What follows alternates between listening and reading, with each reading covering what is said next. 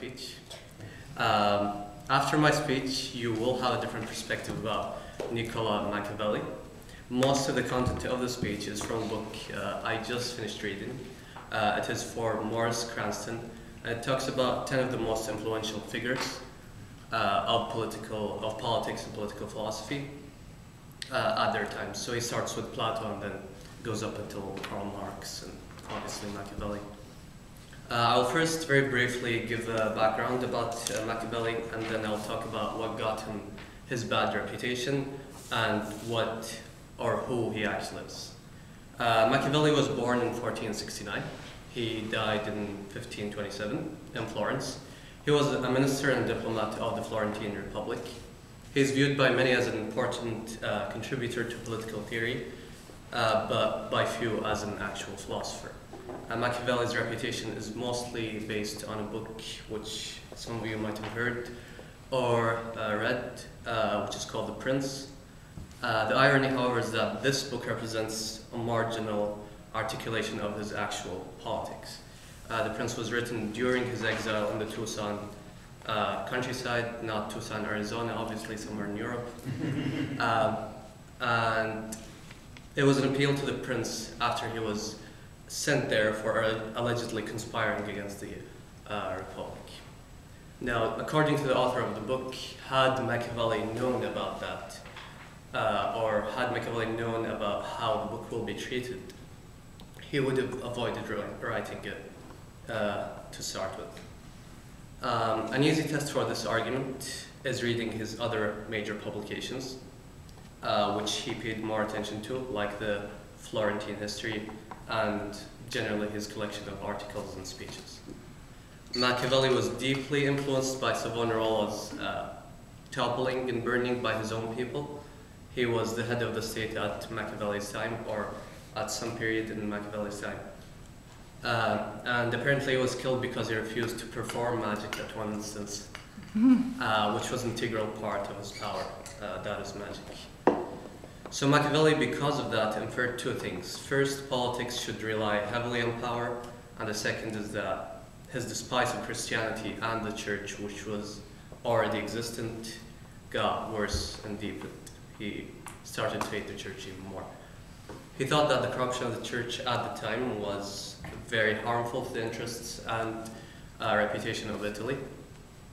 His disapproval of the church and priests, however, was not as much as it is for Christianity itself as a religion and its pure structure.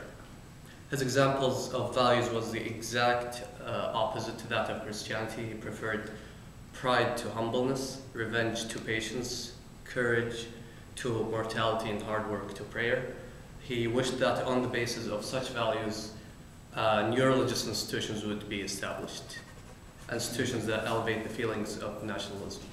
And that resonates a lot with what Savonarola also believed in, but he eventually got killed, as I said. But Machiavelli was smarter than that. Because of his experience in diplomacy and pragmatism, he separated the ideal from practical virtues. His imaginations about a glorious republic were long-term and far-fetched. But his views about what is possible were extremely careful and well thought. Now, moving on to the other point I just mentioned, which is the use of power by states. Machiavelli did believe in the necessity of power for states. It's important to mention that. However, he himself discouraged excessive practice of it. And that can be seen in instances where he preferred trickery and deceit to violence and power in settling turmoils. He was the consultant of the state, and he preferred that sometimes. Now, to be clear, it is important to know, and not to refute all of what I just said, that Machiavelli was devious and askew in some respects. A lot of what he says is oftentimes surprising and shocking to us. But the crucial reason behind it that ought to make us understand him more as a person is that he separated political morality from what he called normal morality, or I translated that from Arabic directly, so it might be the wrong translation. Even according to his standards, an action could fail the former, which is political morality, and pass the latter, which is normal morality. And this separation is precisely why scholars and readers of his works, people who actually understand him, find it easy to reconcile any contradictions they might run through. It also enabled him to maintain a high level of consistency, that is, separating the two kinds of morality in his works.